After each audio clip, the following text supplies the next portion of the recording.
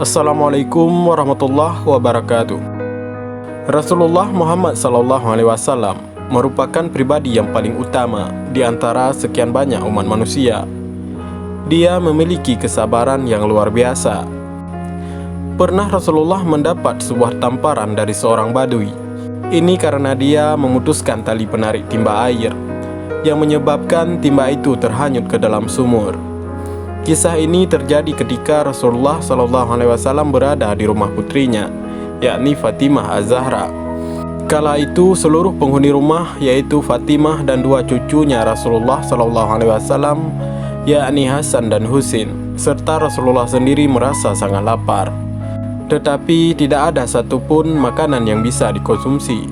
Rasulullah pun mengikatkan sebuah batu kecil untuk menganjal perutnya yang sedang menahan lapar. Namun Rasulullah tidak tega melihat dua cucunya yang juga kelaparan. Dia akhirnya keluar dari rumah. Rasulullah kemudian berniat untuk mencari rezeki agar kedua cucunya dan putrinya tidak lagi merasa kelaparan.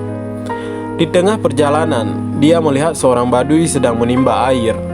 Rasulullah pun segera menghampiri seorang badui itu. "Wahai badui, adakah pekerjaan yang bisa aku lakukan untukmu?" tanya Rasulullah kepada badui itu. "Iya," badui itu menjawab. "Apa pekerjaan itu?" tanya Rasulullah lagi. "Menimbakan air di sumur ini," kata badui itu. Rasulullah pun kemudian mengerjakan pekerjaan itu dan mendapat upah berupa 3 butir kurma. Rasulullah pun memakan buah kurma itu dan melanjutkan pekerjaannya. Rasulullah SAW berhasil menimba sebanyak 8 kali. Tetapi saat ke-9 kalinya tali timba terputus dan timba itu terjatuh ke dalam sumur.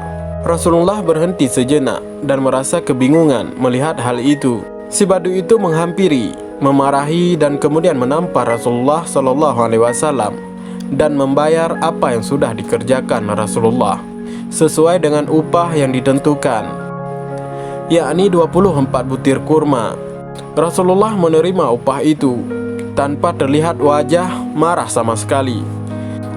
Kemudian Rasulullah turun ke dalam sumur untuk mengambil timba dan diserahkan kepada badui itu. Si badui kemudian meninggalkan Rasulullah. Kemudian Rasulullah pulang ke rumah Fatimah. Di tengah perjalanan, si badui itu tertegun. "Jangan-jangan yang aku tampar tadi adalah Muhammad."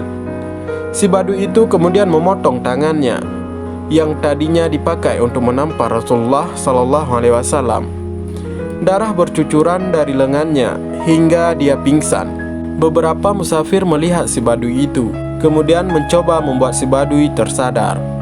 Dengan terus menyiramkan air, si badui itu pun siuman. "Musibah apa yang telah menimpamu?" tanya salah satu musafir. "Saya telah menampar seseorang yang saya kira adalah Muhammad. Makanya saya potong tangan saya karena takut mendapat musibah," kata si badui itu. Badui itu kemudian menuju masjid untuk mencari Rasulullah Muhammad SAW. Tetapi dia tidak menemukan Rasulullah di masjid itu. Dia kemudian menuju rumah Fatimah dan berteriak memanggil Rasulullah SAW. Saat itu Rasulullah sedang mendudukkan kedua cucunya di atas kedua pahanya sambil menyuapkan kurma kepada Hasan dan Husin. Mendengar teriakan itu, Rasulullah menyuruh Fatimah untuk melihat siapakah dia. Fatimah kemudian melihat keluar dan terkaget karena mendapati badui yang terpotong tangannya. Dia segera menghadap Rasulullah dan menyampaikan ada badui yang tangannya terpotong. Mendengar perkataan Fatimah, Rasulullah segera beranjak dari tempat duduknya dan menemui si badui itu. Melihat Rasulullah, si badui itu kemudian meminta maaf. "Maafkan saya, ya Muhammad, saya tidak mengenalmu," kata badui itu. "Mengapa tanganmu terpotong?" tanya Rasulullah SAW penuh keheranan.